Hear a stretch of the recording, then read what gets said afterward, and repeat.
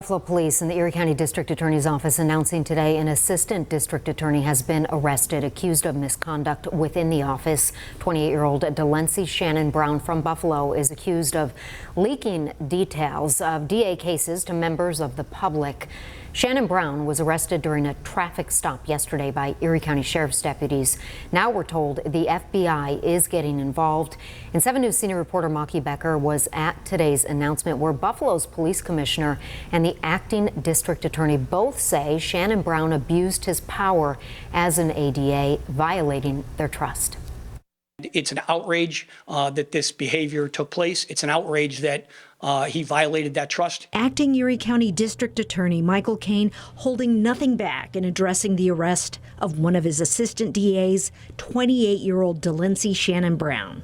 He's accused of sharing sensitive information with a convicted felon who was under investigation by police. He was involved with potentially sharing information or trying to share information about cases with people that have no business knowing about our cases. Obviously, this is very concerning when you have someone, a member of law enforcement, the law enforcement community, that is involved in misconduct. Behind me is Buffalo City Court. That's where Shannon-Brown was assigned. He was actually just hired by the district attorney's office on June 10th. He's now been fired. Authorities say this case came together within just a few hours. Police Commissioner Joseph Gramaglia says it all started Wednesday morning. We've had an ongoing unrelated investigation into another case, and as a normal course of that business, cell phone records were obtained.